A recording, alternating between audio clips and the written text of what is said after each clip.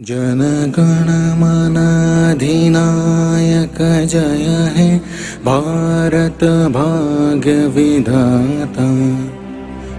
Lord's Institute of Engineering and Technology Hyderabad का वाहिद Muslim minority autonomous engineering institute affiliated to Osmania University बेहतरीन placements के साथ। अस्सलाम वालेकुम नाज़रीन, आइए चलते हैं देश और दुनिया के खबरनामे पर।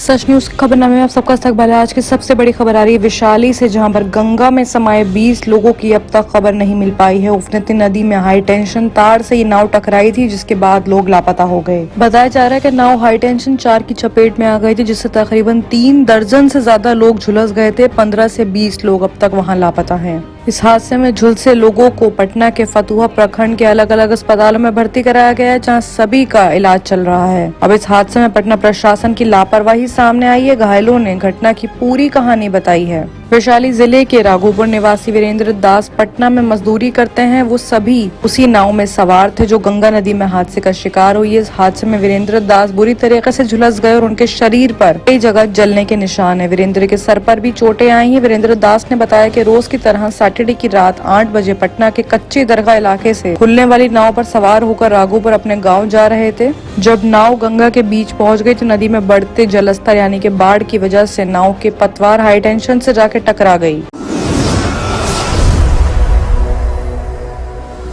वही दूसरी बड़ी खबर आ रही है। इस 15 अगस्त के मौके पर हमारे प्रधानमंत्री मोदी ने अहम अनाउंसमेंट्स की हैं। पीएम मोदी ने कहा है कि देश को सभी सैनिक स्कूलों में अब लड़कियां भी पढ़ सकेंगी। उन्होंने कहा है कि कुछ वक्त पहले मिजोरम के एक सैनिक स्कूल में लड़कियों को एंट्रेंस देने की शुरुआत हुई थी। इसके बाद अब सरकार ने फैसला किया है कि देश को सभी सैनिक यानी कि आर्मी स्कूल को देश की बेटियां भी ज्वाइन कर सकेंगी। पीएम मोदी ने ये भी कहा है कि भाषा की वजह से देश की बड़े प्रतिभा को पिंजरे में बांध दिया है, लेकिन भाषा कभी विकास में रुकावट नहीं बननी चाहिए। ऐसे में मातृभाषा में लोग आगे बढ़ सकते हैं। मातृभाषा में लोग पढ़कर आगे बढ़ेंगे तो ही न्याय होगा। वहीं प्रधानमंत्री नरेंद्र मोदी ने पाकिस्तान और चीन का नाम लिए बिना उन पर निशाना साधा। उन्होंने कहा है हिम्मत के साथ कि आतंकवाद और विस्तारवाद को चुनौतियां हम देंगे। प्रधानमंत्री ने ये भी कहा कि सर्जिकल स्ट्राइक और एयर स्ट्राइक करके हिंदुस्तान ने अपने दुश्मनों को ये ऑर्डर दिया है, ये संदेश दिया है कि अब नया भारत बन रहा है जो कड़े फैसले लेने में पूरी तरह से सहमत है। वहीं एक और बड़ा अनाउंसमेंट करा है कि नॉर्थ ईस्ट को पूरे भारत से जोड़ा जाएगा। मोदी जी ने कहा है कि उत्तर भारत में सरकार कनेक्टिविटी का इतिहास लिख रही है और ये कनेक्टिविटी केवल इंफ्रास्ट्रक्चर नहीं है बल्कि दिलों के बीच का भी है। साथ ही में पीएम मोदी ने ये भी कहा है कि जम्मू कश्मीर में विधानसभा चुनाव करवाए जाएंगे। आने वाले वक्त में यहाँ पर चुनाव करवाने की तैयारियां की जाएंगी।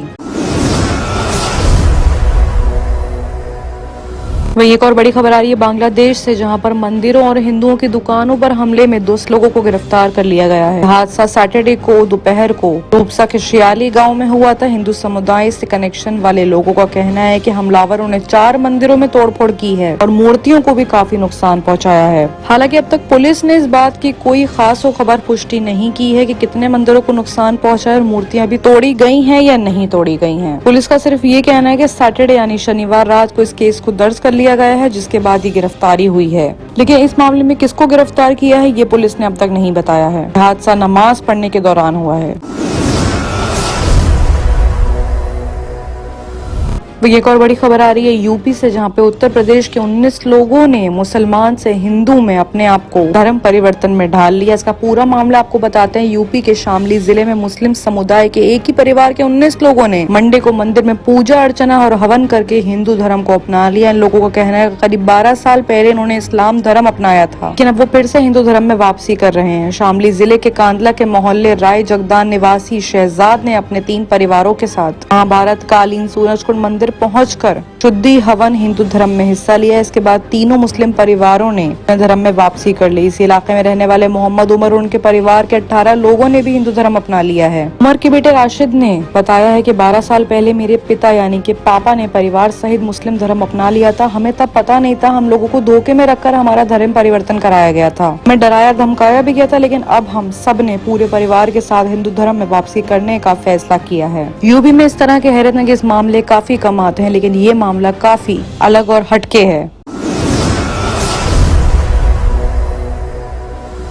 आइए बात करते हैं इंटरनेशनल खबरों की, जहाँ पे सबसे बड़ी खबर आ रही है तालिबान से। तालिबान के लड़ाकू चारों तरफ से काबुल में घुस चुके हैं और इसी के साथ अफगानिस्तान पर तालिबान का कब्जा हो चुका है। वहीं अफगान सरकार ने समझौता करके कहा है कि शांति के तरीके से ही सत्ता का ट्रांसफर होगा। ऐसे में अफगान सरकार के लिए अब काबुल को बचाना मुश्किल हो चुका है। तालिबानियों ने संडे को काबुल में दाखिल होती अफगान सरकार ने उनसे समझौता कर लिया। अफगानिस्तान के गृह मंत्री अब्दुल सत्तार मीरज कवाल ने कहा कि तालिबान काबुल पर हमला नहीं करने के लिए राजी हो गए हैं। वो शांति तरीके से सत्ता का ट्रांसफर चाहते हैं और इसी तरह से होगा। नागरिक यानी कि वहाँ के लोग अपनी सुरक्षा को लेकर बेफिक्र रहे। तालिबान ने भी बयान जारी करके कहा है कि वो नागरिकों की सुरक्षा की गारंटी लेते हैं। तालिबान ने बताया कि काबुल में जंग नहीं हो रही है बल्कि शांति के तरीके से ही सत्ता को हासिल करने के लिए बातचीत चल रही है। उसने ये भी कहा है कि उसका इरादा किसी से बदला लेने का नहीं है, उन्होंने सभी को माफ कर दिया है। वहीं एक और बड़ी खबर आ रही है हैती से। कैरिबियन देश में 7.2 की स्पीड से भूकंप आने के बाद 230 लोगों की मौत हो गई है। लोगों की मौत की खबर सुन के पूरा देश ही झटके में है। इमारतों के मलबे में अभी भी काफी डेड बॉडीज दबी हुई हैं। 10 साल में पहली दफा इस तरह का तेजी वाला भूकंप आया है। भूकंप के झटके में 2 शहरों को भारी नुकसान आया है। हैती के सिविल प्रोटेक्शन ऑफिसर ने अब तक 250 लोगों के मरने की खबर दी है। फिलहाल ये आंकड़ा और बढ़ भी सकता है। वहीं एक और बड़ी खबर आ रही है इंग्लैंड से, जहां पर इंग्लैंड के प्लेमेथिक शहर में फायरिंग हुई है। भीड़ के बीच में गोलीबारियों से 6 लोगों के मरने की खबर आ रही है। गृह सचिव प्रीति पटेल ने ट्वीट करके कहा है कि मैंने चीफ कांस्टेबल से बात की है और हर संभव मदद देने की पेशकश की है। मैं सभी से शांत रहने, पुलिस की सलाह मानने और हमारी इमरजेंसी सर्विस को अपना काम करने की इजाजत देने की अपील करती हूँ। वहीं तालिबान ने एक और बड़ा खुलासा करा है। तालिबान ने भी कहा कि दानिश सिद्दीकी से इन्होंने इजाजत नहीं मांगी थी। क्रॉस फायरिंग में दानिश सिद्दीकी की जान गई थी। तालिबान ने कहा कि उनकी गलती ये थी कि उन्होंने रिपोर्टिंग को लेकर तालिबान से इजाजत नहीं ली थी। अगर वो ऐसा करते तो हमें उन्हें सुरक्षा का पूरी तरह से मुहैया होता। ये बात तालिबान के एक प्रवक्ता ने की है। कतर की राजधानी दोहा स्थित तालिबान की पॉलिटिकल ऑफिस के प्रवक्ता मोहम्मद सुहेल शाहीन ने ये भी बताया है कि तालिबान ने अफगानिस्तान पर 90% कब्जा कर लिया है। बाकी की तमाम खबरों के लिए देखते रहिए Sach news. Lords Institute of Engineering and Technology Hyderabad का वाहिद Muslim minority autonomous engineering institute affiliated to Osmania University बेहतरीन प्लेसमेंट्स के साथ